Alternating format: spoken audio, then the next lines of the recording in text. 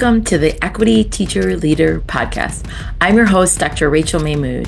In this podcast, we'll dive into the stories, the voices, and the expertise of incredible teacher leaders who are making a difference through the equity work they do in their classrooms and their communities. Welcome back to another episode of Equity Teacher Leader. Today we have Karen Moore on the show with us. Hello, Karen.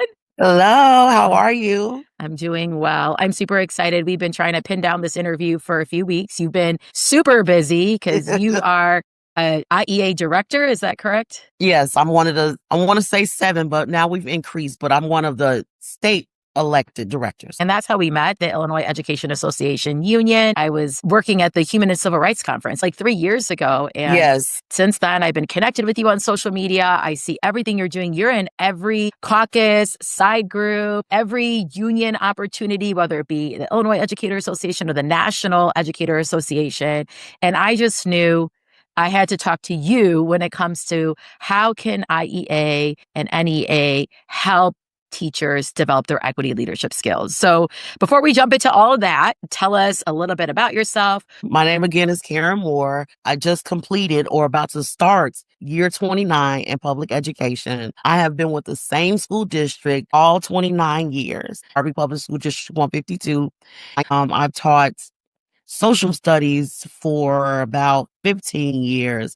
And then I saw a need for special education. And so I went back and I received my master's in multidisciplinary education in special education. And I've been in special ed since then. And it is a joy. It is a love. There's nothing greater than being in front of students, especially when you have those that don't want to be in school and you get to be that beacon to show them you need to be here. That's definitely rewarding for me. Yeah, you were speaking to my soul, man. That minute you see in a student's eyes that their entire experience with school just changed as like that sweet spot moment for me. The minute they realize they are smart, they are capable, the minute they realize, hey, I like school this year, I can do it. Yes. Like I literally teach for those minutes. You know, I do That this part, job all year for those minutes, that spark in their eye. So tell us a little bit about your school community. I came out and visited your school community. Harvey is a high poverty, low income area, but that doesn't stop the brilliance. I like the fact that I have students who have, I don't want to necessarily say overcome their communities, but they invest and they enrich their communities. It's proud to say I'm from the coin phrase Harvey world, because you see so much negativity, but I have students who, the majority of the population of our students are Black and Hispanic. I have former students that are, oh my gosh, I've seen them on Chicago PD. I've seen them on the show Snowfall. I have a student that does voiceovers for a plethora of companies. I have students that are now doctors, attorneys, have education consultants. Just a couple of weeks ago, one of my students, as a teacher, you know, they're your children. And so I got a message and he said, hey, Ma, I've been appointed to a school board. I need you to be there. I'm like, yes. And on June 17th, he was appointed to and sworn in as a school board member in Hazel Crest. And it's just, I have ton of proud mom moments. And so I always tell the students especially when they have me sign something, I always tell them there is greatness in you. And at that moment, they might not see it, but I always tell them there is greatness in you.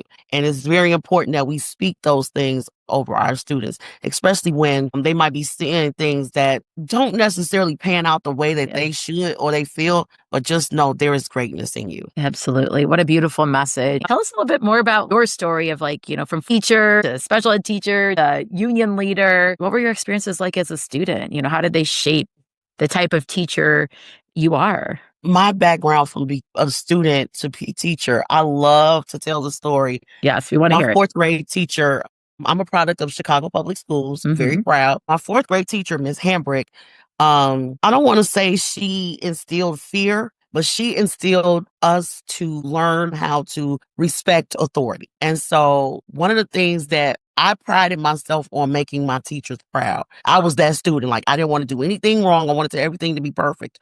When I got to 4th grade, I was like, I don't know if I can handle this teacher. A picture of a wolf that she drew, and it was in the corner of a bulletin board. and she said, "Don't want me to turn into this wolf." And I was like, "Oh my goodness." And my desk faced the wolf. I'm like, and every day I would look at it. Like, I had perfect attendance, always on the honor roll.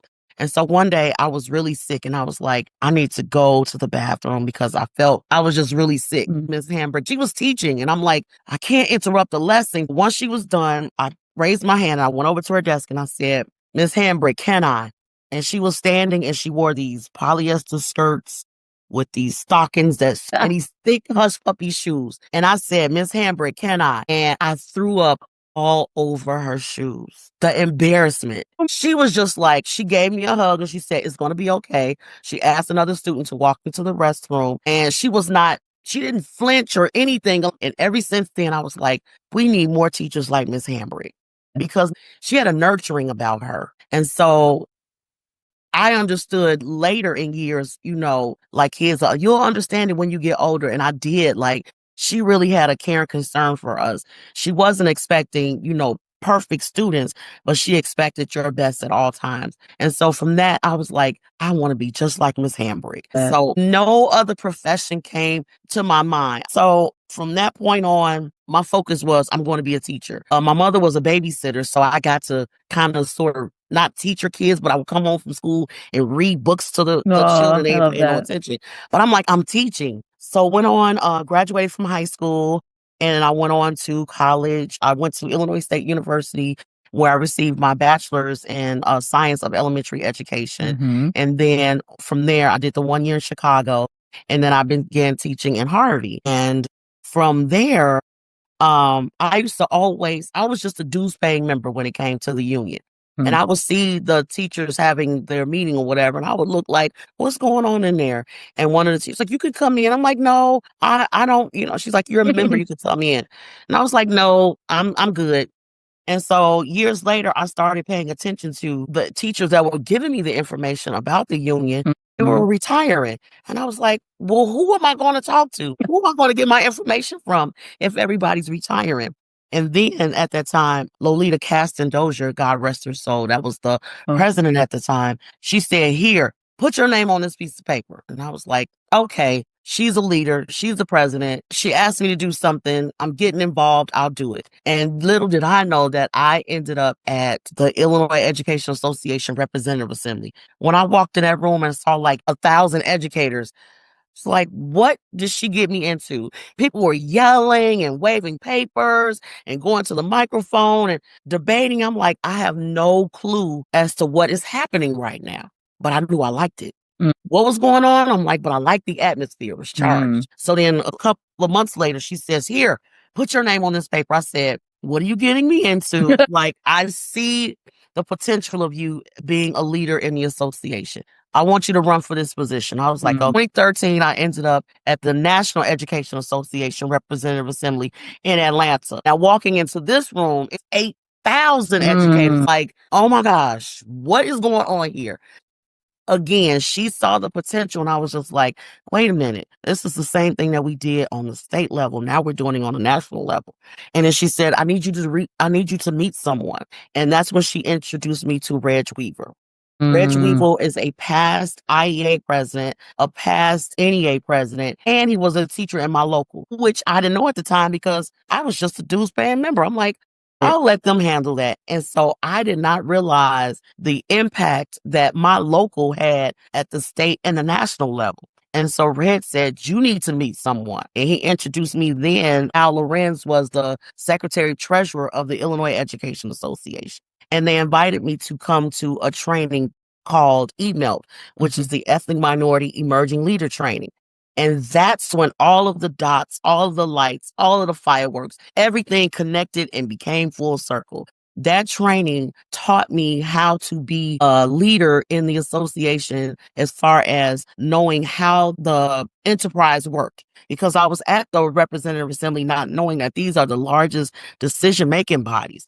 And so now I kind of went about it the back way, but it came full circle because now that I have the knowledge on how these two enterprises work and knowing that I have a voice in those, I've got my feet into leadership and I've been running ever since. That's amazing. So it sounds like you said you went like the roundabout way because you went to the representative assemblies first. But if somebody wanted to get involved, a good place to start could be signing up for emailed. Email is the perfect place to start because it teaches you not only how the association works, but how your voice works in the association. Being able to come to the representative assembly and move new business items that you want, that new business items are things that guide the association.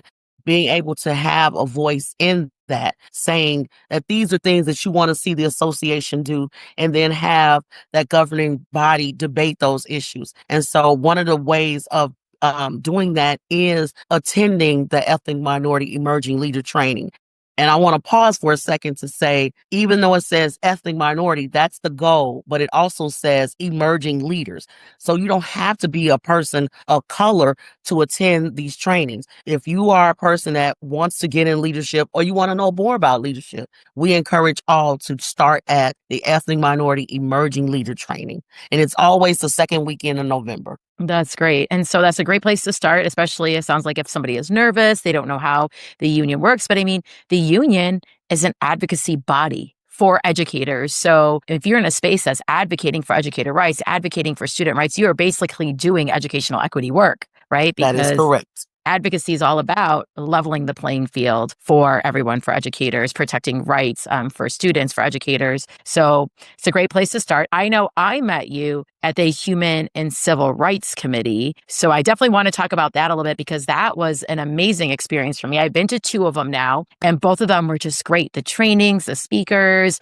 the camaraderie, the people around the table, the discussions, the questions. So good. So tell us a little bit about the Human and Civil Rights Conference. Sure. So the IEA Human and Civil Rights Committee is made up of members. Again, IEA has the wealth of resources. These committees are open to all IEA members. There's several committees within IEA, but one of my favorites or close near to my heart was the Human and Civil Rights Committee. And the Human and Civil Rights Committee, we host emails and we host in April the Activist Weekend. And those are the ones that you attended. Activist Weekend is just that. How do we get members active in their roles? What are some of the things that they can take back to their locals or their districts or their communities on and about advocating for certain things? And so one year we had a theme when it was close to election time. We talked about voters' rights. We talked about voter suppression. We talked about how can we as educators, we can be the people at the polls. We can do getting people registered to vote, things like that. And then how can we take those things back? But moving forward, as far as with the Human and Civil Rights Committee, we want to make sure that we do things that are uplifting not only public education, but the voice of public educators. And so a lot of the times we have, like I said, it's in April, we do things around human and civil rights. Basically, we look at things that are like hot button topics. And so this past year, we had a plethora of speakers. And I know we had one sister that did the Know Your Rights. We had another person that taught people when you go to the legislature in Illinois, how we can do slips on speaking or supporting things that are basically around education. And then you came and did the World Cafe with And us. we also had Brendan did the how to write op-eds, which was a great session as well. So we had like how to write it, how to advocate for it, knowing your rights. We had a conversation around like actions we can do to increase feelings of belonging. It was amazing. It was a great experience. So anyone can sign up for the Human and Civil Rights Activist Weekend. It's on And the it is IEA free. website and It it's is free. Yes. And if you need a hotel room, that's covered also by IEA, right? Yes, we cover one night stay if it's a double occupancy. If you choose to stay alone, it's like $50, but where can you get a hotel room for $50? Exactly. That's just amazing. So that's another opportunity. So we got emailed, we got the Human and Civil Rights Committee, and as well as the Activist Weekend. I was thinking about, for those of us that work in schools or districts that don't provide enough equity training. Maybe we're really passionate about something, but our school district's not there yet. Hopefully they'll get there. We're not saying that they're never going to get there, but they will get there eventually. We can turn to our local union to help grow our skills and knowledge to help us gain that information and get that professional development, that we're not getting those needs met in our school districts. Or maybe our school districts are doing some stuff, but we want more. We could turn to our union to get more training. But one of the things I think is also great is if you work in a school district where you don't have the support, or maybe you don't look like everybody else in your district. I know I'm only one of maybe a handful of Asians in my district. We can also turn to the union for those opportunities to be with similarly ethnic groups or racial groups. Isn't there like the caucuses too? Is that how that works? Or is there like affinity spaces or? So within IEA, there's there is the minority caucus. But with NEA, there are several ethnic caucuses. I chair the National Education Association Black Caucus, which was the first ethnic caucus founded in NEA in 1970. Wow. There's also been around for a while. Okay. It has. Well established. Yes. And there's the Hispanic Caucus, we have the Asian Pacific Islander Caucus, and we have the American Indian Alaska Native Caucus. Those 4 caucuses are ethnically recognized.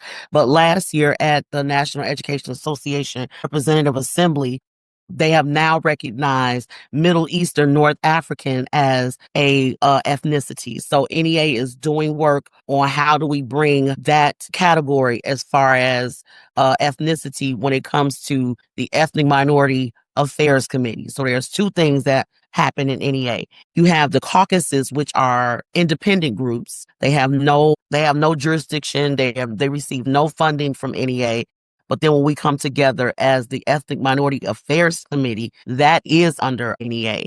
And there are things, we have charges that we're asked to do to come together to complete. And then we complete a report at the end of the year for that. So you have caucuses and then you have committees. But within IEA, I don't know if this is a good space to talk about something that's really coming up that's right in line with what we're talking about. Yeah. Tell us. What is it? So the IEA, the department name is changing. It used to be the Department of Racial and Social Justice. And now I think it's becoming the Department of Learning and Justice. Don't quote me on that because name has changed, but it's new. But coming in October, a section of this department, and it's called LoveWorks. And LoveWorks, for 2 years, we did the book study on Dr. Patina Loves. We did her 2 books. And she talked at the Human and Civil Rights Conference too. And she did. Good. She was in person the first year, and then this last year she was there virtually. But this coming October, LoveWorks joined Justice Leadership Development Retreat. It's a 3-day transformation, and it's in person, and it's for IEA members who want to grow as equity-centered leaders. It's designed for emerging activists who are already fostering their commitment to racial and social justice. This is another way for IEA members to get involved, especially with those that are struggling with having that voice of equity. And so this is a 3-day conference, and there's hands-on training. They'll explore foundations with educational justice, abolitionist teaching, culturally responsive pedagogy. They're going to gain tools to lead equity-focused conversations in their classrooms, in their buildings, and the broader community, which will increase member engagement and activism to affect equity and excellence in public education. Such a need as the time now. And so those that are searching for something, this is a 3-day transformation. It's going to be powerful. Excellent. Okay, so we get the information to sign up on the website for that. I like dropping links and notes like in the show notes, so that way people are like, I want to learn more about this. They know where to go, and it's just easy to click on some of these opportunities. So we got emailed Ethnic Minority Emergent Leadership Training. We have HCR, the Human and Civil Rights Committee, as well as they have the Advocacy Activist Weekend as well. We have now the LoveWorks, which is an opportunity that's coming up soon. And then we have the Caucuses that you can be a part of, which is an NEA opportunity. Is there anything else that we're missing if we want to get involved, get some leadership training? There are so many committees within IEA. There's a special ed committee, the committee on legislative committees, the LGBTQ. There's a ton of committees within NEA. And so usually March around the IEA Representative Assembly, it's posted on the IEA website where you can click and say, you get to choose. These are 3 committees that I'm interested in. And you don't have to be a leader per se, like in IEA. You can be just a member in your local, and they make selections and add people to. There are so many committees within IEA. Within You name it, IEA or there's NEA? IEA. So we have our own IEA committees, Yes. and we can find that information on the IEA website. We have a lot on our website, on the Illinois Educator Association website, of different committees, LGBTQ, Yes. special ed, and other, topic focused or identity focused spaces. I was trying to see if I could find the committees, and of course I can't right now. That always happens. It comes up in March where the application to apply for the different committees, and you can pick up to 3 that which you have an interest in. Nice. Okay. So that usually comes out around March. So if we find the link, we will definitely drop that into the show notes as well. But otherwise, set a calendar reminder for March around the time of the IEA Representative Assembly when those committees are also released. All right. Anything else that we missed as far as ways that IEA, your union, can support the development of these equity leadership skills as educators, or support the work we do as educators in spaces of identity, race, equity, cultures of teaching? Anything else you could think of? On the IEA website, of course, I find everything now. Sure, no worries. Under resources is where you will find a plethora of things. They have toolkits. There are several members, and I love to say it, and one day, it's a dream of mine, it's going to happen. Educators belong on school boards. Educators belong on school boards. AEA has a toolkit on how to help educators run for school boards. I love that. Like, it's all laid out, like the playbook is there. I love that. Another thing that IEA offers is they do work with Teach Plus. Quite sure you're familiar with that, with education policy. So people that are into not only creating but improving educational policies in Illinois, that's another resource. They have the Mental Health and Wellness Committee. We know teacher burnout, educator burnout. We know that's a real thing. And so being part of the Mental Health and Wellness Committee. And I must lift up one of the most precious committees, or the most precious categories within IEA, is our educational support personnel. Oh my gosh. That category of membership is flourishing. So much so that they have a group where they are working on the Educator Bill of Rights. 2 jobs is for 2 people. Right. Plain and simple as that. And schools can't run without our educational support staff. Yes. Like, walk into a school, I'm sorry. It's all good. I get excited about this work. We love your passion. And there's no secretary. What do you do? Right. Walk into a school and there's nobody serving the food. What do you do when you're trying to cross the street? What about driving buses? Yes. Come on now. Yes, it takes much more than teachers to run our schools. I always say, like, your school secretary, one of the most knowledgeable resources, the entire school knows everything that's going on in that school, and is the connector between all the different departments and people and job professions. Absolutely. Yeah, so that's great to know there's supports out there too. So we should, as IEA members, be linking up and letting our school support personnel know that these resources are also available to them. And do they have to be IEA members, or just their school needs to be IEA members, or do they join? Because they're not unionized if they're... Yes, they are. Oh, they are? Oh, yes, they oh my gosh. Too soon. I didn't realize that they were unionized. Oh, well. Yes, they are IEA members. That is amazing. In some districts it's different, but they are a category of IEA. Yes. I know our teacher assistants, our paraprofessionals, they're also organized, and they come underneath the IEA umbrella as well. Yes. And another one, I'm sorry. No, we want all the resources. Stop apologizing. You're supposed to be getting all the information. Because I don't want to overtalk. No. Just to know that people are interested in what the IEA has to offer. So there's another group. It's called Educators Rising. Well, we know there's a teacher shortage, right? Educators Rising is a teacher-led is for teacher leaders, administrators, high school and middle school students. We need diversity in the organization as far as when we talk about education. We need this program, Educator Rising, is to elevate the education profession. It has people participating by a school district by committing to excite people that want to go into education. I have students, I watch them, they're like, I want to be a teacher. And I'm like, okay, you're in elementary school. Please continue to remember that. Because when you get to middle school and high school, there are things out there for you. And Educator Rising is amazing, run by Dr. Lindsay Johnson, right? And yes, she's Yes, wonderful. I did the conference this year. Majority high school students have Educating Rising chapters. I didn't realize it was open to middle school as well.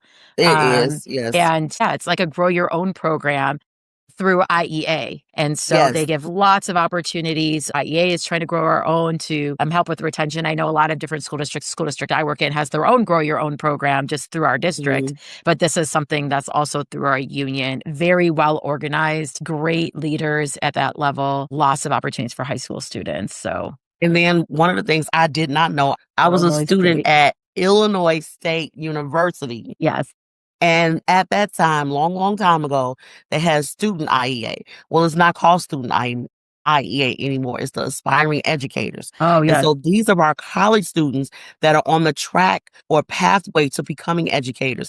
IEA is on those college campuses. Come on now. Yes. Love it. I wish I had known about that. And I didn't know about it either, but they have so many opportunities where they are on the pathway to becoming educators. And when they become a certified member, they get their dues back from being a member of the aspiring educators.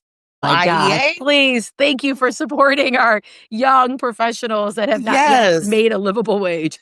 they get it. That's And they're awesome. also some of the advocacy they're doing is they didn't have it back then, but I totally am a pro component of it now is paid student teaching. Yes, yes, That's one of the yes. things that they're advocating for. So advocacy from middle school all the way up into, I didn't even mention our retired members. And we still have stuff Still for them too. active. Yes, still active, still Love that. being a part of the work. Still, they are involved in our racial and social justice work. They are involved in our human and civil rights work.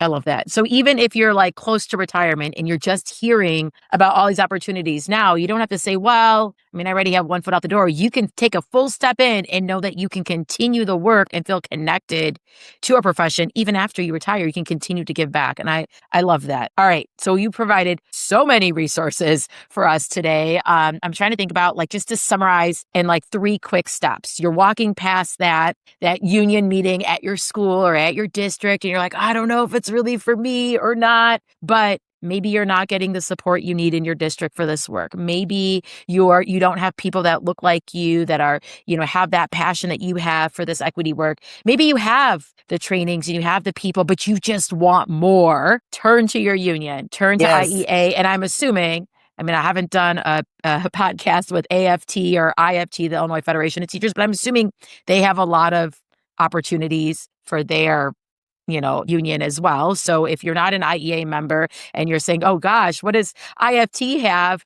Use this as an opportunity to ask, to go and find out because those resources are out there and they're there to support educators' work. So give us 3 simple steps. How do we get started with the union? We're going to summarize it all together right now. Okay, we have lots of opportunities. I'm a young teacher or I'm a teacher that's been working for a while that's now wants to go and explore some of these opportunities. Give me 3 simple steps of like how I can just start. What can I do? The main thing is to join. When you join the IEA on the application, there's a section that asks you, what areas would you like to do more work in? Is it teacher prep? Is it evaluations? Are you interested in racial and social justice? So IEA is already committed to helping people find their niche when they join. So if you're not sure how to join, talk to some members in your building. Hey, I've heard about the association. What can I do to join? And that person will guide you. Once you join, IEANEA.org is when I open up my computer, it doesn't go to Google. It goes straight to IEANEA.org. I read it like it's the morning paper. Anything that you want to learn about, all of the resources are there. There's some things that are behind a protected wall because you have to have membership. That's why I said join. The resources are free, but you still have to have, your membership to be a part of those things. So join the union, find out where it is that you want to plant your seed and grow. And when you do that, make sure you're telling others. Bring others with you. Yeah, I love that. And emails is also a great place to start too. We covered at the beginning. You It made it this is. far into the podcast. We're going to remind you at the end. Like, that's a great entry point. Like, just sign up for your emails. They're going to like break everything down for you. So And make sure you're yes, joined with the union. Make sure that, you open up that website and take a look at it. If you don't know how to get behind the wall and you're already a member, reach out to find out how to set up your access on the but there's a website. way to do that. When you open up, I Yeah, tell love us. my union. When you open up IEA, there's a chat feature. That's a live person. And I'm looking at somebody right now because I'm on the website or whatever. I'm not talking to her, but they're just waiting for you to ask them. They will help you right there. Get on the chat and just ask them, how do I log in? I know I'm a member, Yes. but I don't know how to access the resources. And just take some time IEA exploring the Connect. website. Yeah. And then if you're IEA like, I Connect. want Yes. somebody to hold my hand to get started, I would say email obviously is a great opportunity to get started. Come to the activist weekend. I didn't know anything about any of this stuff. And I just showed up to the activist weekend and was just warmly greeted by everybody, learned so much, got that professional development, got that camaraderie, got that community. That's another easy entry point, free entry point. So Yes. a couple of great ways to get started. Thank you so much, Karen, for sharing all of this wealth of information with us. Now, I ask everybody this last question because I feel like if you made it this far through the podcast, you need a little bit of inspiration to get on with your day. If you could create like a student success playlist, a song or a quote or a story that just motivates you to keep on teaching, keep on leading. Sometimes this work gets hard. Sometimes it's difficult. Sometimes it's isolating. Sometimes it's fun. Sometimes it's joyous. I mean, that equity trip is a journey, right? There's ups and downs. What motivates you to keep on teaching? Is there something you turn to? The kids. If I could be around children all day long, I don't have children of my own. I love being around children. And one of the things that I love to instill or help children with is because 9 times out of 10, they don't see themselves. And when I say they don't see themselves as a person with purpose, tenacity. There's so much that our children have to offer. They don't hold back when they have something to tell you about you. But one of the things that I like to do with kids is during Black History Month, even though we know Black history is American history, is all year long, but how to love on themselves. And so there's a free resource. Love it. It's We love Black free Lives resources. Matter at schools. Oh, yes. Love that resource. It's like a whole Google folder full of Oh my gosh, freebies. from pre-K to college. I love And it. it's free. Yeah, you just add that Google Drive folder right to your Google Drive, and you got access to it all the time. We'll also drop that into the show notes as well because that's a good one. But it's a song that I teach the children, and it's just I love being Black because so many things are coming against us to tell us that you're wrong for who you are. But no, love being Black, love the color of your skin, love the texture of your hair, rock it everywhere. Love being Black. I love that. And just so asset based. I mean, for all the advocacy work that you do, for all the unconditional love you have for your students, not just when they're in the classroom, but as they continue to grow to become leaders in your community and school board members, and they invite you back for all the knowledge that you hold about the union and just great teaching in general. There is no doubt in my mind, Karen Moore, you are an equity teacher leader. And really, this podcast is all about, we all have that inside of us. Every teacher is a leader and every teacher is an equity leader. If we just saw a little bit more about what we do and saw it as equity work, good teaching is good equity work. Good equity work is good teaching. All of the above. If you're not sure how to get started, if you need some more support, if you need some more professional development, if you want more opportunities to connect with like-minded folks who share these same passions as Karen and me for educational equity, turn to your union. The Illinois Educators Association is doing so many great things for educators, for students, for our community, and they are taking care of our teachers. And, just so incredibly proud to be part of our union. It is worth the dollar. It is worth 100%. I think just, you go to a few conferences, you get your hotel room, you get your, your professional development, you get all the free resources that are available and all the discounts and perks that come with being a union member. I mean, your dues pay over 10 times. Exactly. And all the support that you get. I just want to give one last thing I just thought about right now. All the times where I've run into roadblocks with the advocacy work, all the times where I felt that I couldn't go on, all the times where I felt like my school or my district or the whole community was against this work, all the times I felt like I faced an injustice or my students faced an injustice, the times that I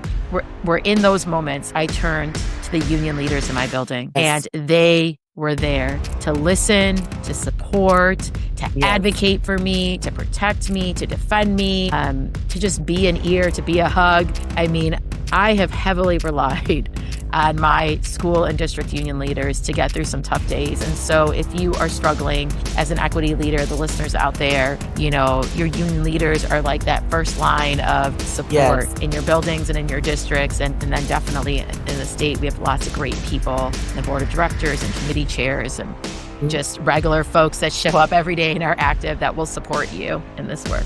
And so much so they propel you beyond the union. I have a Zoom. In a couple of hours, I was appointed to the U.S. Commission on Human and Civil Rights. There are 2 educators that represent Illinois. Everyone else is either a college professor or an attorney. Well, we need to get educators in those spots, like you said. Yes. Woo-hoo. Well, we are so happy that you're representing our voice because you are passionate. You care about your students so much. They stay in touch with you after all these years. You're knowledgeable. I mean, you are an amazing equity leader. Thank you so much for being on this podcast, Karen. Thank you for having me. It was great talking to you. You're very inspiring. Thank you, Rachel. I truly enjoyed it.